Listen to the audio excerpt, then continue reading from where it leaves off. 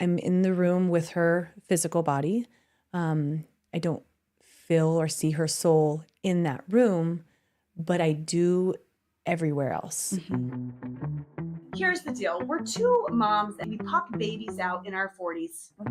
And it's hard. It was hard. It's also the best thing that's ever happened to either one of us. Yeah, but now we're moms in our 40s. In our 40s. With preschoolers. Mm-hmm. So let's talk about that. Let's talk about it. Let's bring the community together of women. All the moms, 40, 20, 9. It's not really nice. And also, let's just talk about real shit. Real life, real women shit. Yeah, real women shit. Let's do that. Shit's hard.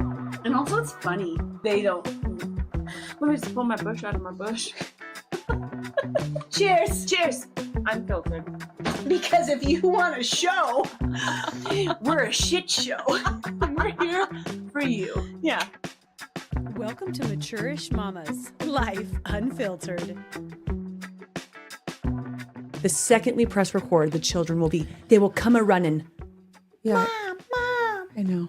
You're so beautiful. I love you. I love you. Let me sit on your lap. Let me. I know. Let me just get on my spit all over. Yeah. Good morning, sunshines. Good morning. We're just here licking the mic. Welcome, mamas. Okay. So we're not going through any trauma in our lives currently. And what we think we'll do, instead of starting with that, we're going to start out with pullover stories. Yeah. Not pull out stories, which I am writing about right now in my book. Pull out stories? Yeah. To the world. What kind of pull out?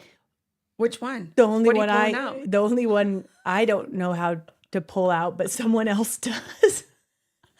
You mean and like pulling out of your parking spot? Yeah. Mm-hmm. Yep. And then that's one of the second chapter in my book, and I was just like, is this going to be too much? No, and not the right amount, right? Yeah. You full on drive when you go. You just I mean, and you pull out when you need to pull out. Yeah. Why pretend that you're anything less than this wonderful, amazing, sharing, open book human that you are? I know. You guys, we do have kind of like conversations about this. We're like, how much and how real do we want to be? Because some people get a little bit intimidated by, not intimidated, but like. Well, we can be kind of maybe intense. Yeah. In ways. Or they're like, I don't want to talk about pulling out. Or I don't want to talk about pulling out. And then you think about. You're like, hi, my name's Megan. So. Birth control method for me. Have you guys ever done that before?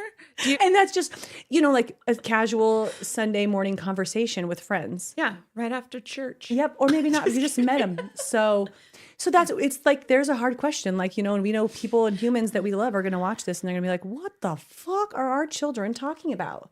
But you get us, all of us.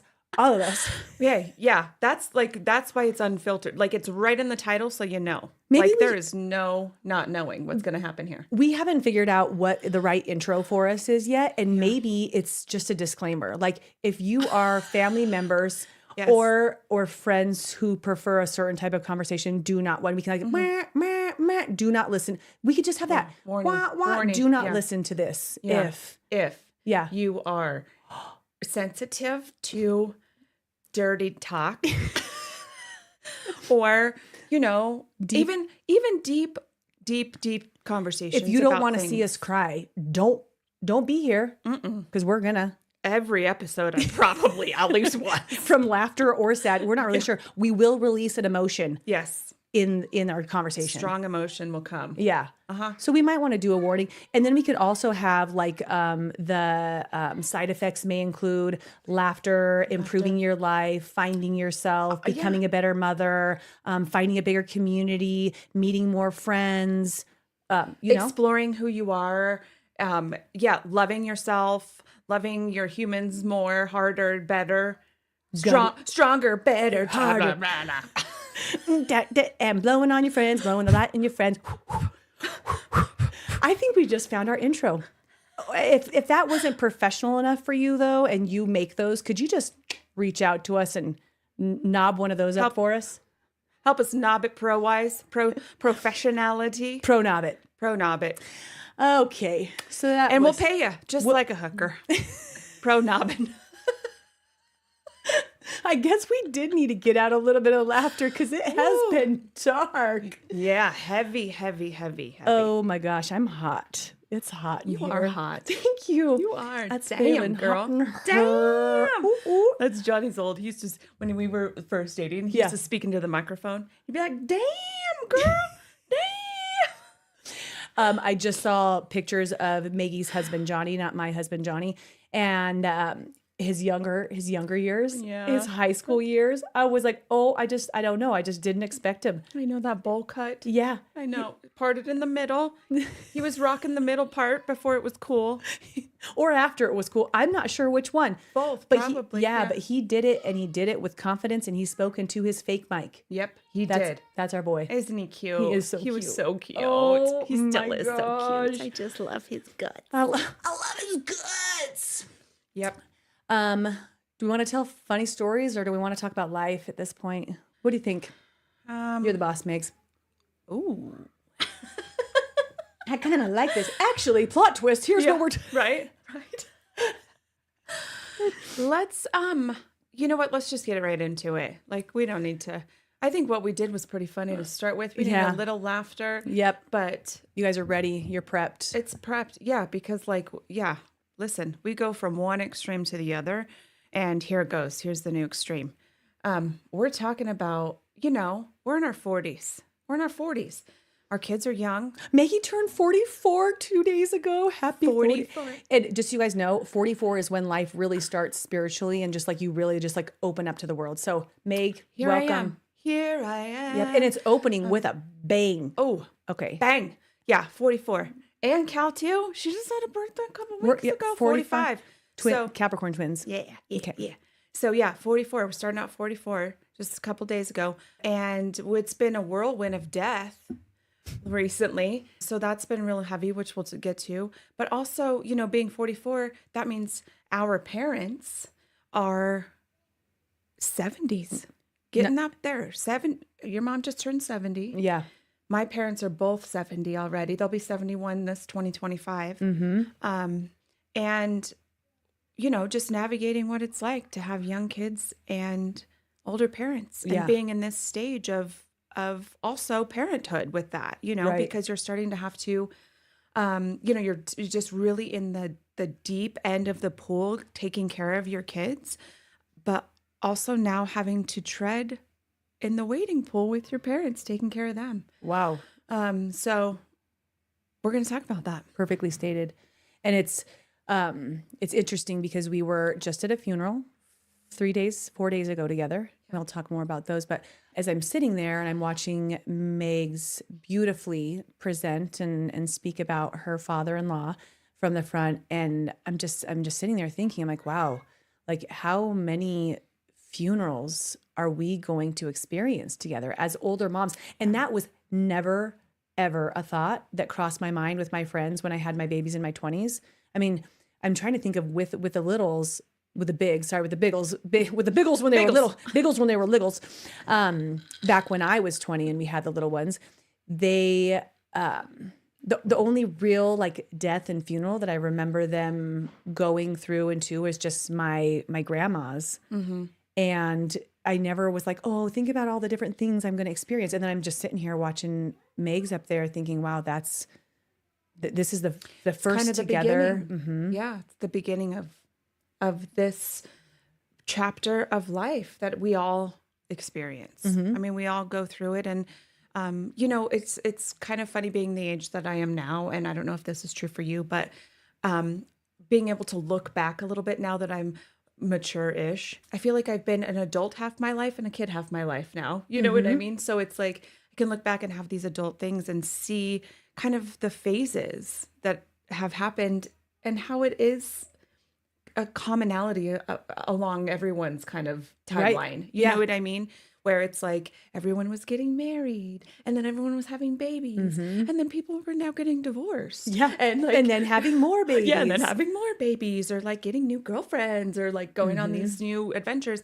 And then now it's like, oh, shit, our parents are getting older. Mm-hmm. And They unfortunately, have cancer. They have cancer. They have cancer. They're sick. Ailments and things that are like just a whole new chapter that we have to navigate through, which is another reason we need our people. Mm-hmm. We Our need our community. people, because I've found that in these hard times, I'll be honest, it's not an easy thing for me to say I need help. I need you. I So need you're a you to help woman. me. So I am a woman, Mm-hmm. and a grown woman, and I'm the oldest in my family, and I've always been the helper. And so that's something that's hard, but I don't know what the fear around that is for us as women, especially, Right.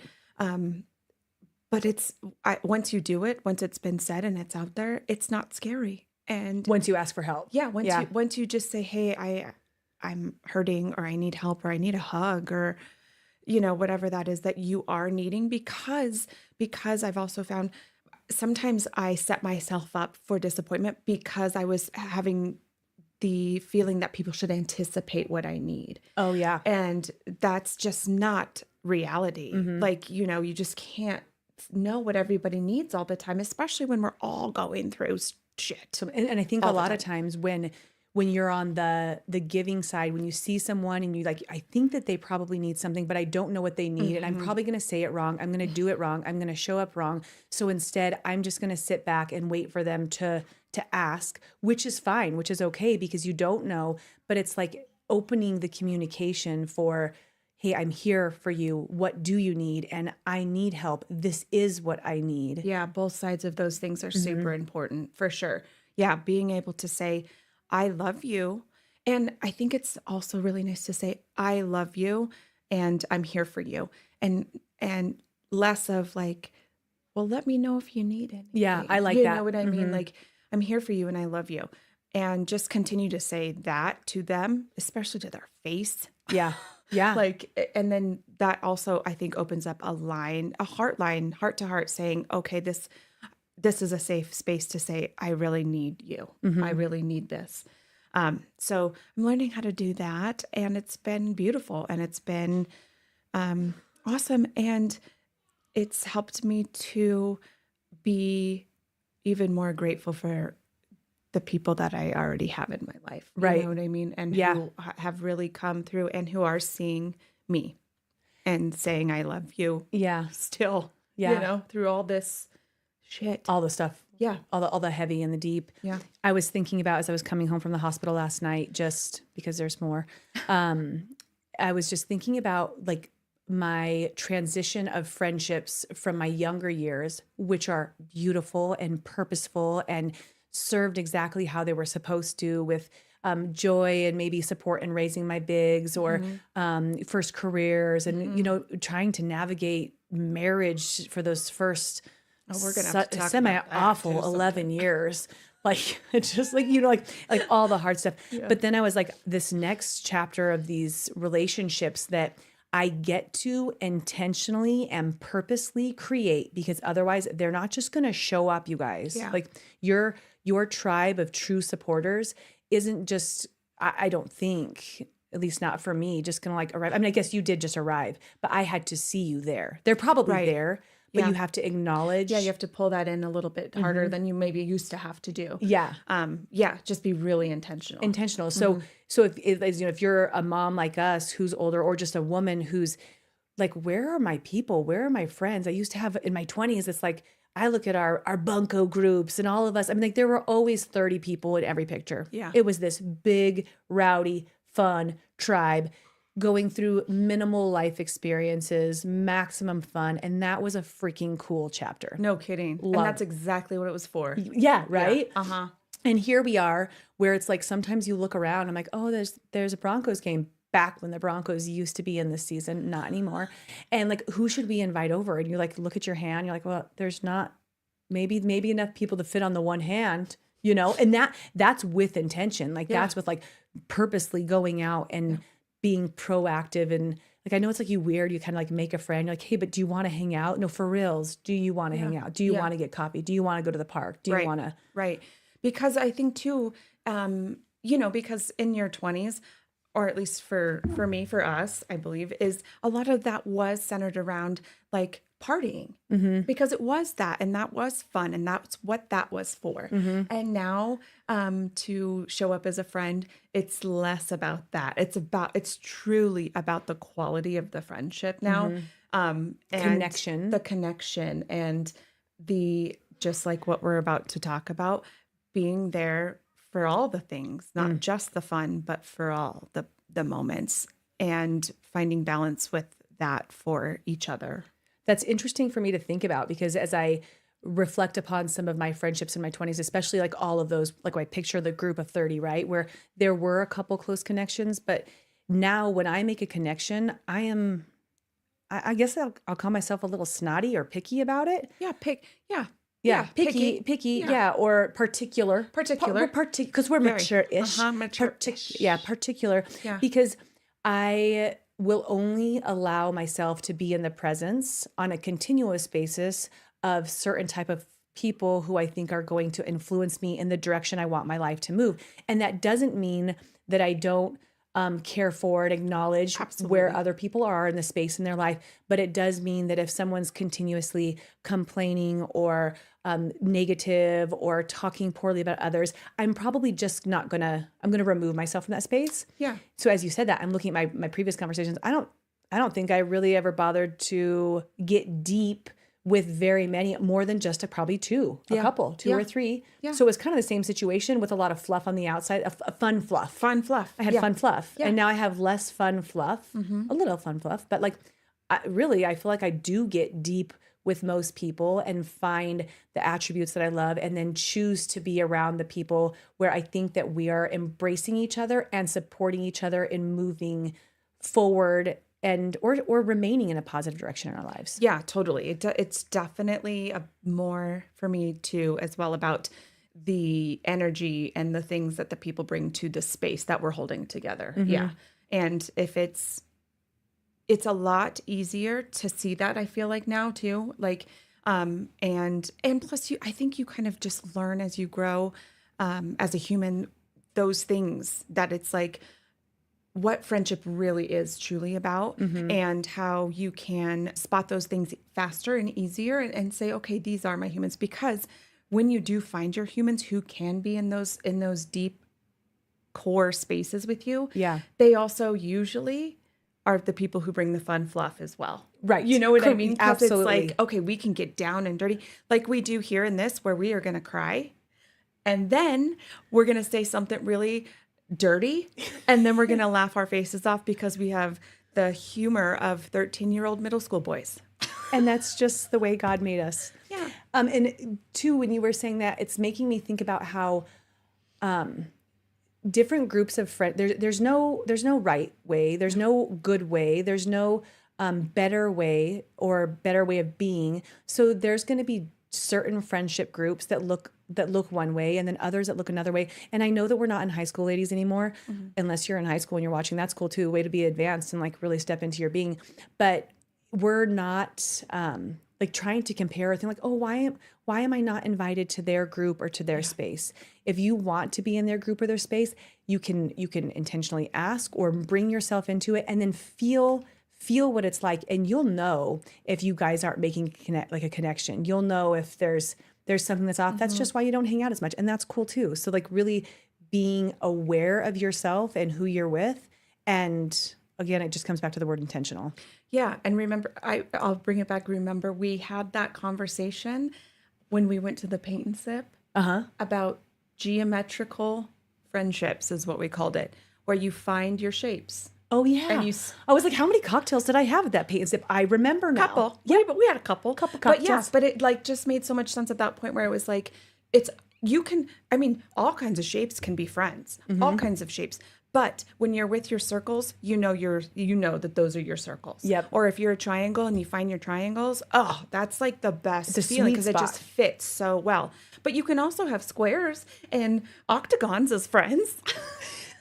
Now it cracks me up. You guys imagine us like with, 8 other women and we're there doing our paint and sip and we're painting something rather ridiculous, I'm sure of. Yeah, not what was on the we just fully rogued it. We don't do, they do what they do, and then we do what we do. That was actually one of my memories that came up yesterday. One of my first viral videos was me saying how I don't follow directions well, and it shows their picture and it scans the room and then shows mine that's completely different. Yeah. And then the comments were just like, oh my gosh, you think you're so much better than you because you think you're different. And blah, blah. Like the trolls were like, and I was like, cool. Yeah. Just keep commenting, trolls. I don't, whatever. Yeah. But so we're there, we're doing all our own things, and then we're having this. Yep. They're having a good time. Our children they're in play zone. They're playing. Yeah. And we're sitting there and we're getting down and deep in a philosophical conversation about different shapes because we are preschool moms in our 40s and that's what we do. Yep. Found my, I don't know what we are, a rhombus? Oh, rhombus sounds nice. That sounds interesting. I like big rhombus. I cannot lie. Have you guys heard that one? It's produced by Cal and Megs. Cal and Megs. It's going to be on Sesame Street soon. We would be so good on Sesame Street. Oh, yeah. That's still going, right? Let's ask. It is still going. We speak decent Spanish. We could bring something to the table. Yep. Yeah. Al for mesa. Sure. Hola. ¿Dónde está? El baño. Bebida, margarita. Yeah, you actually do speak Spanish pretty fluently. Once we get to Mexico, conversational Spanish, you're good at. I try. I just am I can tell you how to open and close your mouth, stick out your tongue. Where's the bathroom? And I need another drink. Por favor. Now, if you don't know that you used to be in the dental region and you worked in mouths, that was interesting for everybody to hear. I'm gonna go ahead and clip that one. Yeah, that's gonna be a clip. Thank you, Mace. Yeah. I did work in dentistry for.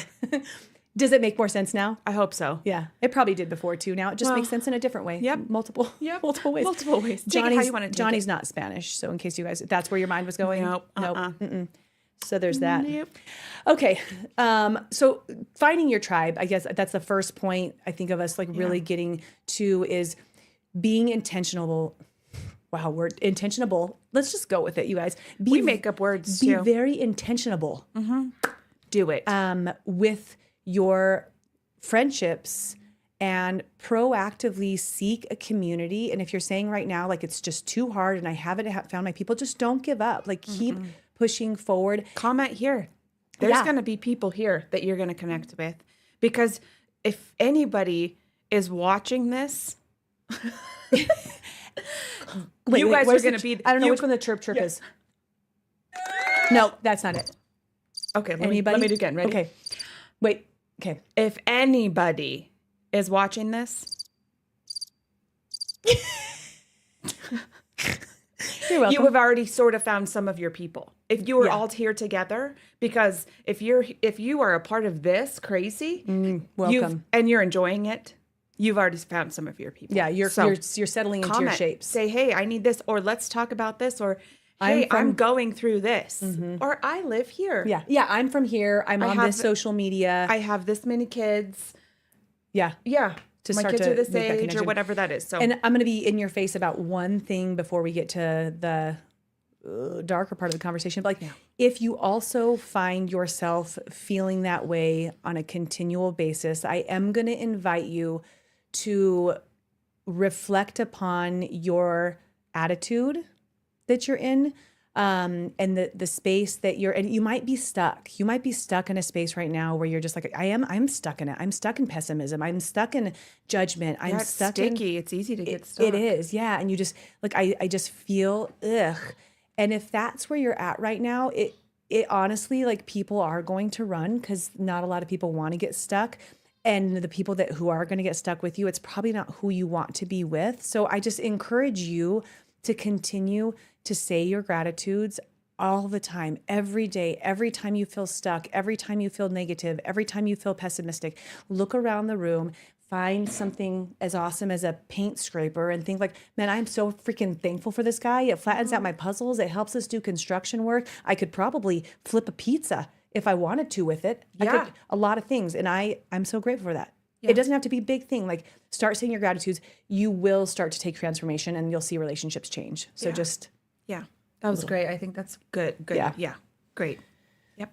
So, Jeff, This, Being this age, death, Yeah. death is coming And- around us. it's like circling. Yeah. So I'll just start because Yeah. it started with me. I feel like not me, Yeah. but No, in our yeah. circle. Yeah. And it just all of a sudden kept coming and coming and coming. So in October, we lost my husband's maternal grandmother, which sucked. She just sucked. And then about a month later, my husband's dad passed away kind of unexpectedly.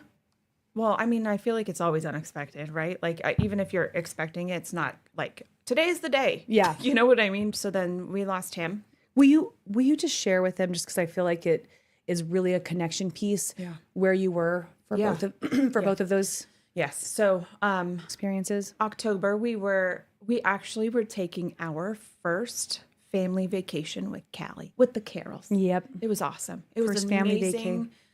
amazing Last minute trip experience. to Mexico. Last minute, like literally 2 days before. 2 days before booking we- the hotel. Yeah. So it was incredible. We were hyped. We were stoked to be there. It was so fun. We'd gotten in. It was the next day. We'd had a great day. Beautiful day. Been at the pool a bunch, and then we're getting ready for dinner. And the boys were back. The Johns were back at our little spot, and they were getting ready for dinner. And Cal and I had just taken the boys. We had this awesome room right next to the little baby pool. pool playground, and we were just letting the boys run off some steam before dinner, and they're playing in the baby pool. And Cal just kind of looked over at me, and she was like, "Why don't you run in and go get ready? Like, you can take a shower first, and I'll stick here with the boys." And I'm like, "Okay, cool, yeah, that's a great idea." And I walk into the room, and my husband is sitting at the table crying. And, so your heart just drops into your stomach, and you're like thinking all the worst things, of course. And it was one of those worst things. And he was on the phone. And so I kind of picked up what was going on, and then he got off the phone, and I just held him, and he got to cry. Him and I got to spend that moment together, which was what was needed. And not even, it wasn't planned, of course, but gosh, thank God, the universe, everything, for the way that it came about that way, so that I was able to just be there with him. And you think that just brings us right back to the community, because we've been cousins since my dad married her dad's brother. Like, I mean, so we've known each other since we were little. Her and mom married my dad's brother, not her dad. But hey, 2 dads is cool too. Whatever I was thinking just this morning how beautiful. I'm like, how beautiful is that? Like, Vicky's both of our aunt. I know. I don't know why that was just like this. Like, I mean, we know this.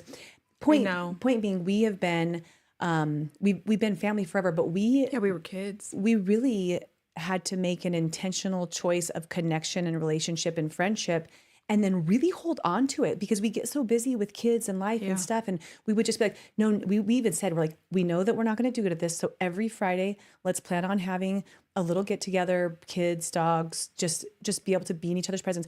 And because of that, a year ago, and what we developed, we end up on this wild trip, and we got to be together. And then I got to be there with Caston while you and John could console each other in solitude, instead of having to do that in front of your baby. Yeah. Like, what a setup. Like, a No year-long kidding. setup. Thank you, God. Seriously, no kidding. Has it only been a year? Yeah, because the That's dogs, I know, yeah, right? Because the that's dogs were 3 months. So Yeah. a year and like 3 months now. That's incredible. Seems like- It's, yeah. But yeah, so anyways, yes, my husband and I got to spend that moment, just the 2 of us, which was so incredible and so needed. And then, we were in Mexico, and she had already passed. There was no reason to come right back at that moment. And so, in a moment of loss and real sadness, we were able to also embrace joy and having each other and living and intentionally living, even though we had lost someone who was no longer going to be living with us. And so yeah, that just, if we could empower people to allow themselves to see joy, find joy, feel joy, allow for grandma's joy to be in Johnny and you at that time. Like that's a really big deal when people can step into that. And that we're not ignoring grief by any means. There's been plenty of grief we've been processing through, and you guys have been processing through for a while, but still, getting that time together was very special. It was very special. And very needed because we had no idea what was coming up. Yeah. So, I mean, it's so nice to be able to, through this whole process, when we'll get to an ending point at some point, but through this whole process, it's been incredible to have some of the highest and lowest points of even just this journey be in these moments. You know what I mean? Because life is really about balance, and to be really low, it's horrible. Like we were just saying, it's sticky down there. It's sticky. It wants you to stay, and it doesn't want you to leave because it's lonely, you know? So it's like to be able to go down there and then be lifted back up into this incredible joy, these incredible moments of true gratitude, and having something that we can go back on to remember people and grief, but also have these really incredibly fun and loving times, in the same area, in the same memories. Does that not just tie you right back into the Proof of Life book that we're reading? Like as you were saying it, I was like, she's describing a huge chapter or multiple chapters of this book, which we'll talk about some point at the end. The Proof of Life by Proof of Heaven. Proof of Heaven by Eben somebody. Flo. Just kidding. I don't. We'll figure that out. Anyways, yeah, we're not good at remembering the push and pull, the grief and joy. Yeah. But it was like boom, boom, boom, boom, boom. Like it was doing it. And you know what? Intentionally, like life was showing up for you at these occasions. So the next passing, another occasion. Passing. Yep. So another occasion. There was one in between. No, there was one after. After. Yeah. Okay. Yep. So next one was John's dad.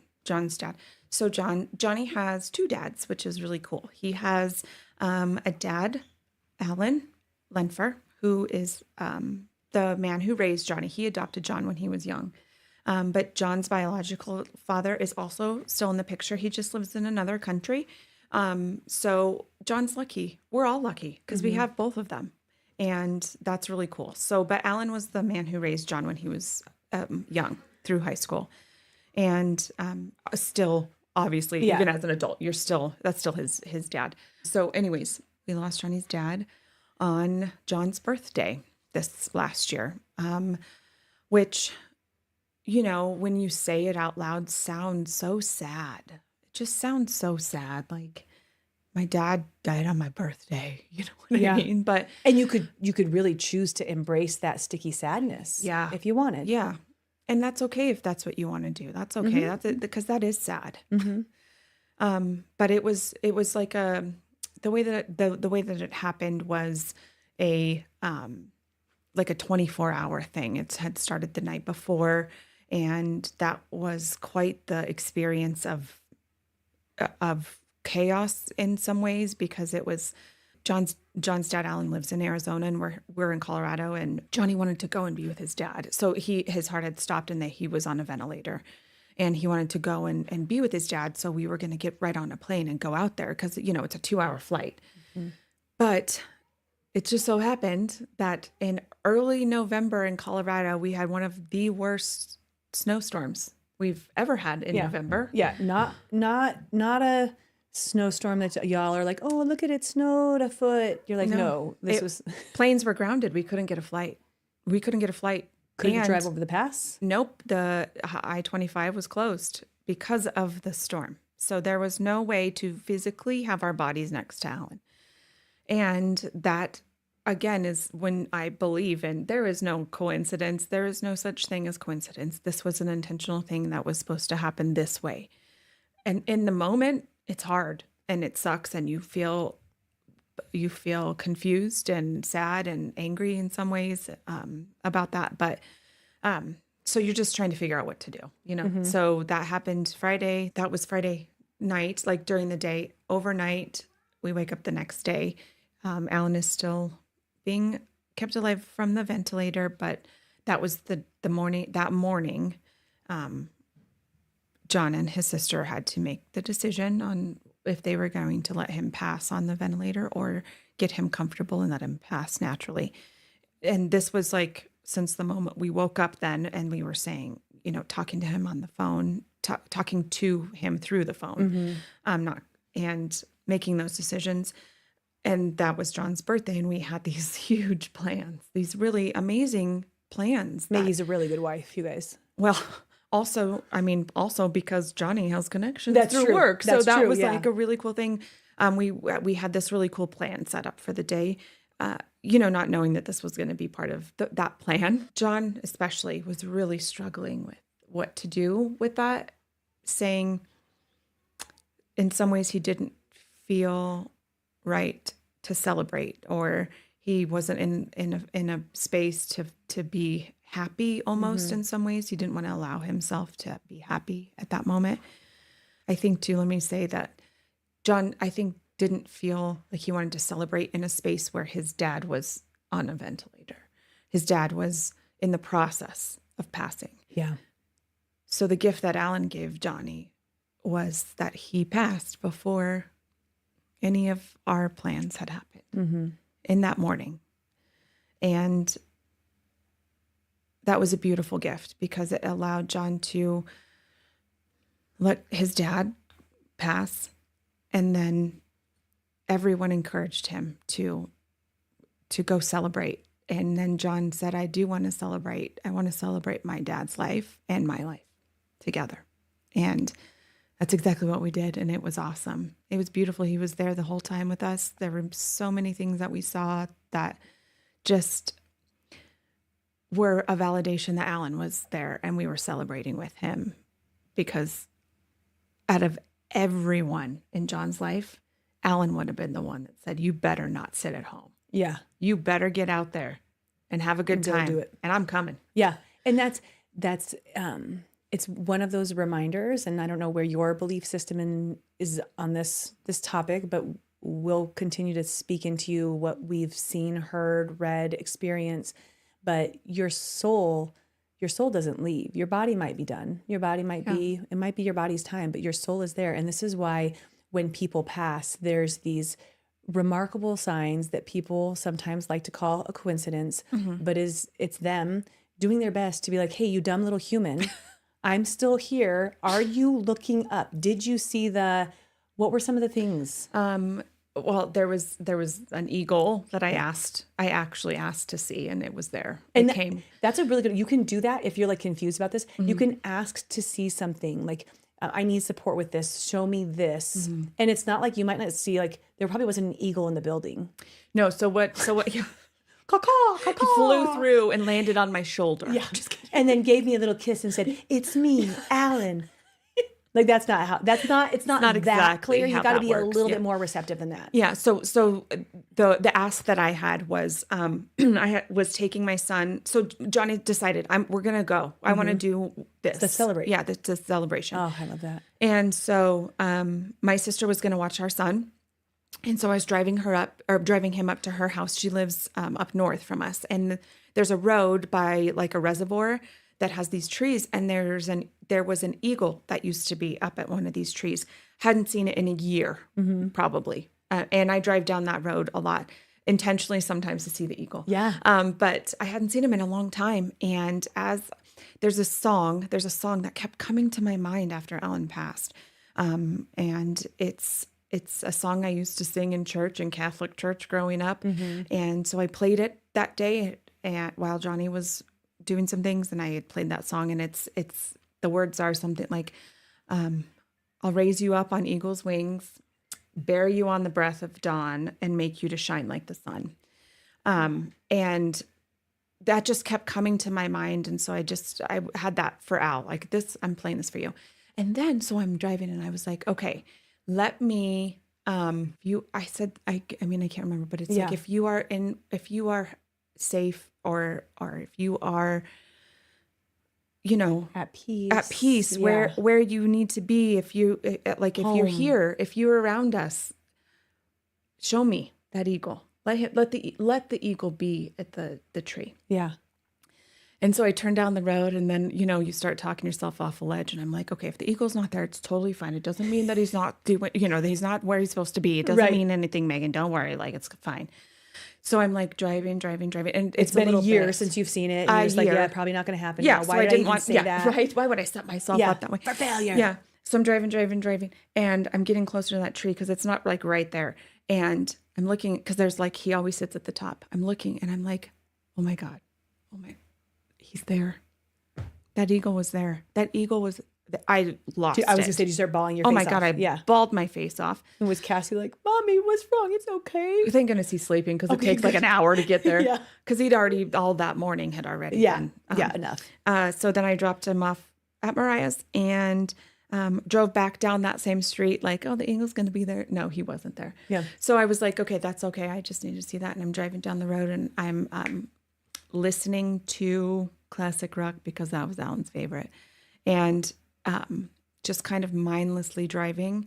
And all of a sudden, coming down the street, this van gets right in front of me, kind of cuts me off a little bit, with a huge eagle on the back. Huge. And I'm like, okay, Al, now you're just like Now you're playing. jacking Like with you're me. like, hey, Yeah. I want to see an eagle. Like, I love that you point that out because that's definitely when people think that they're looking for a sign or for someone, it's not necessarily what you think it's going to be. Like I've had times where it's like, oh, I didn't realize it was going to be in a book or on a van or a bus or a sign or reading a kid's book. Like all of a sudden things still appear. So when like sometimes you'll pick something like weird, like an inchworm. And then all of a sudden, like there's a mother effing inchworm. You're I like, know. what? I like know. how I tried to pick something like that I wasn't going to like naturally go out and see. It's not rain season right now. yeah, right. It actually happened last night too on the way home from It the did? hospital. Yeah, it's a song that came on the radio, and the exact part of the song, it's not a song that you would ever be like, oh, it was a Pink song. Ooh, sing it to me, girl. Gosh, you know what? No, we don't want to get copyright violated because you're Yeah. such a good singer. That's what That's happened. true. They Yeah. might think Pink entered the room. Long story longer. Okay. So anyways, we went and celebrated John's birthday and Alan's life, and it was amazing. It was amazing. It was great.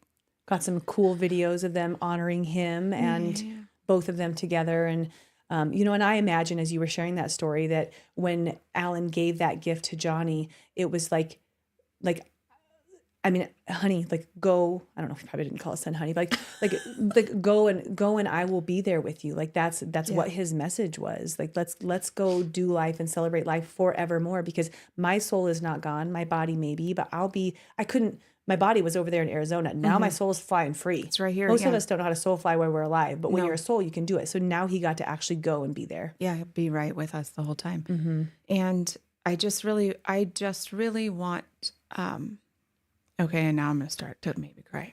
Not maybe. I just really want to acknowledge my husband in that moment because I don't know how I would have reacted if it were me in the same situation, but the way that John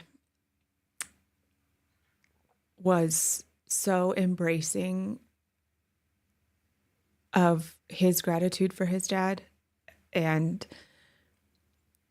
I mean, and I saw it the whole time because we were so blessed to like been gifted this really cool experience at this really nice place for his birthday. And it was amazing. And I kept seeing, I mean, like without saying a word, I mean, John and I have known each other since we were 16. So he doesn't have to say words anymore. Yeah. Without saying any words, I could see the moments in his face when he was loving his dad or thinking of his dad or, and then I would see things that would come through and it was like, this is Al, this is that moment or whatever that is. It was John's words. He was the one who said, I'm going to celebrate my dad's life today. And I will continue to celebrate my dad's life every year on my birthday. Oh, Like he says, like, how blessed am I that I get to celebrate my life and my father's life every year on my birthday. Like, well, and what an eye-opening and beautiful perspective for a lot of people who don't have well practice of discovering the positivity in situations and being able to choose how you want to connect. And again, like you said, you get to choose either way, but like to get to choose for him to not be like, oh man, my birthday's coming up. Like I really, like, or dad, my dad's passing is coming. But instead he's going to be looking towards that with joy. And I hope that you guys make every occasion, like just keep trying to top it Eagle style, Yeah. you know? Yeah. It's very, We will. Yeah. Al will. Yeah. That's the kind of guy he was Yep. too. So he will. He'll make Yep. sure. But yeah. Yeah. So it's been a lot. And then your mom's. Then my mom's sister passed just a couple weeks after that, Yeah. which again, I was here Yep. sitting in your kitchen because we had had a slumber party. Because that's what you do when you got kids sometimes. Slumber party. Yeah. But the way we do it is I also stay the night. Yeah. It's fun that way. Yeah. It's better that way. Yeah. And it's just us having that recognition. So the funeral we were at 3 days ago was Big Al's third service because he has a lot of people who loves him. A lot of second, but yeah. second. But yeah. you went to Arizona. Yeah. So the third trip. Third trip. Yeah. But yeah, his second. So he grew up in Nebraska, so we had one there. So he had family out there, and then here. Yeah. He moved out here when he was 18 and lived most of his life here, and so he had lots of friends and was and awesome. us too. Yeah. We're family. You know, his family's out here, some of his family and stuff. So Yeah. but yeah, So we got to sit there and have that celebration, and we're just pouring love into each other and getting to be that support and that community that we need, and having this eye opening for me, just that, wow, we're going to do a lot of deep life together. And you see what type of friendship, like how friendships deepen through tragedy. Again, getting to see, discover the true light from the dark, and just like how we already have an incredible relationship, but like to see how our friendship gets to continue to grow as we continue to support each other, and being family, it brings it even closer. So, we celebrated Meg's birthday on Monday, and that was awesome. yeah, that was awesome. Got to have time, and I was the See honorary. another high. Yeah. and all these lows. Yeah. it was awesome. It was so good. I was an honorary, like she had all of her brothers and sisters, and then me. I'm like, I'm a sister too. Yep. Sister from Sister from another mister. your dad's brother's Mr. I don't know. Yep. Let's not try to draw a chart. Yeah, it's too Tricky. much. It's tricky. We'd be up all night. Yeah. And then the next morning we woke up, and our auntie, I call her Auntie Grandma Vicky, Yep. because she is like my kid's grandma. When we found out we were pregnant with Quincy, she was like, "Are you guys batshit crazy? Like, what is wrong with you? What is wrong with you? I could see that 100%. Yeah, you're 38. Like, did you mean for it to happen? You know, like completely with love, but also like there was this look of confusion in her eyes. Like, Right? You know how You're she does getting this? done. Yeah, oh, Like, that's the look That's too. yeah. Like, Like, are you oh, sure? Yes. are you gonna do this? I'm like, well, baby's already in there, Vic. So I'm gonna pop it out, and then I'm gonna have another one. And she's like, you are certifiably insane, and then was enamored with course. Quincy Of from the course. moment. And then when my youngest Witten went through his cancer journey, and Vic started her cancer journey, and her son passed from cancer, there were all these amazing connections through tragedy. Yeah. Where her and Witten really got to develop this incredible, beautiful bond. Yeah. And we got a call yesterday morning that things weren't looking good, and that she was in the hospital. And we're sitting here sharing with you guys today, just having gone to the hospital, about to go back to the hospital to spend time with our family and our community and our friends, and support each other and support her on this next chapter for her of moving from body to soul, and all of us embracing her soul and letting go of her body. Yeah. And we don't know what the next And each other. Yeah. Embracing each other too. we don't know what the next days or weeks or times going to bring. We don't know what's going to happen when we get off this conversation with you guys. But what we do know, what I know, is that we are all love. Yeah. And that's the essence of our being. We are deep down to the molecules of our body, to what we are created of, the atoms. Every atom is one that vibrates for love. And while here, we experience tragedy. And from the tragedy, we are able to more recognize the love that's always there, but life moves us from it in different experiences, different things and thoughts and choices. And the more that we choose love in all times, in good times and challenging times and just straight ass horrible times, Yeah. that it seems like we're on this road. I feel that even as we're traversing that together, Megs, we get to hold hands and cry together and also choose laughter and joy. And we're planning our next Mexico trip, and we're embracing everything that we have while we're here, while we're loving on those who are here and those who are not. Are not right in the physical any longer. Yeah. Yeah. Absolutely. I love that. That is that. I think that's 100% true. I think that the nucleus of humanism is love. And if we can remember that that's where we all come from, that's where we all come from, that there is no difference from one another. There is no reason we can't continue to connect with anyone in our life or any other person, because we are all made from love. And you're right. We get pulled out easy. I mean, like, it's just like physics. Life spins and you kind of go to the edges sometimes, and that's just the way that it is. But especially in these times, it's a sad but amazing reminder that that's truly what it's about. You know what I mean? And we have been reminded how fragile the human experience is. I love how you said that. And I think that it's another reason to be so grateful for all of those other moments. And I think that it's truly in consideration of all those other people who are no longer here, to just to continue to live, to continue to find joy and be grateful and love on all of your people who are here even harder. Because when they're there, they know, they have the knowing, they have the complete love through and through. And I imagine They've returned to being love. Like, so looking upon us and being in us and shining through us and showing up on as eagles on trees and eagles on trucks, like all of that is to bring us the reminder and bring us back to love. So when Megs and I, right before we started, she's like, okay, how are you doing? Because I've been with Auntie since this morning at 6. And I said, I'm doing really good. I'm in the room with her physical body.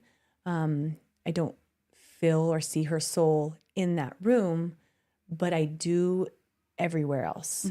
I feel a peace and a calming, knowing that she is in a space of love, and she is with her son and her family and her Holy Father, and she is in this remarkable space. And now I said, my two big hopes for me is, one, I hope that she passes in peace.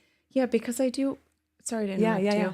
I do want to just touch on that, because in these moments, people do say, are you holding on to hope? What are you holding on to hope? And I think that sometimes it doesn't need to mean exactly what you think that's going to mean.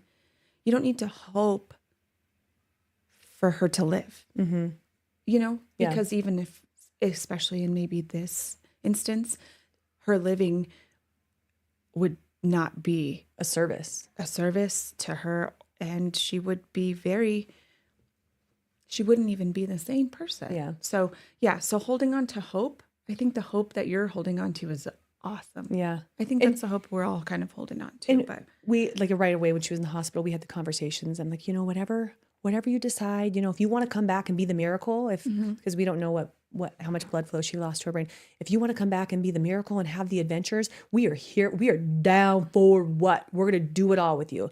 But if you feel at peace with your baby boy and you feel at peace where you are, we're at peace. Yeah. And we pray. That's what I pray for. I pray for her peace in her passing. And I pray for everyone who is still in their human form to be able to have the faith touch their hearts because I think for you and I, it does feel everything's hard. There will be a lot of crying. There's going to be a lot of connection and moments, I know, over the next day and years for us. We got a lot coming up. You guys are welcome. You're here for it. You're going to hear a lot of shit. And and just praying for those people that are going to have displaced love for Vicky. And that's a hard place to be. And it was bringing me back to the proof of heaven, not life, that just, you guys, wildly enough, not wildly at all, last week after our message, she quoted something and I was like, what did you quote from? I want another book in addition to Miracle Morning. Grab the book. I audio listen, so I get to listen to things a lot pretty fast. So I finished it yesterday morning. And it's a lot about your NDEs, your near-death experiences. And this is about this neurologist, Yep. who you wouldn't think they would be about an NDE, right? Because it's all science, it's all different things.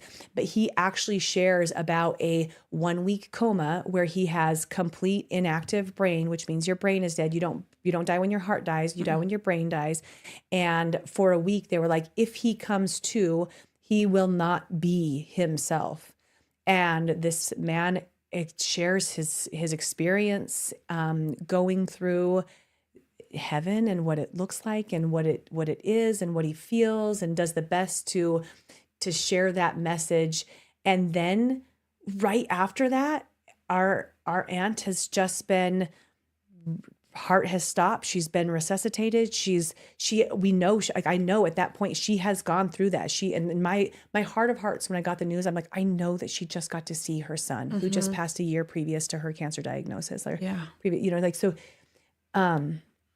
Just what incredible timing. And for me, it was like this hug around my heart, because these are things that I know, but I'm maybe not as practiced in this moment as I have been previously. And it just brought it to my heart. So thank you, Megs. Yeah. Oh my gosh. Thank you, God, for bringing, tell me how you found the book. Yeah. So I was like, so we promise we're almost done, guys, but this is the last good story. So it was just Christmas last month.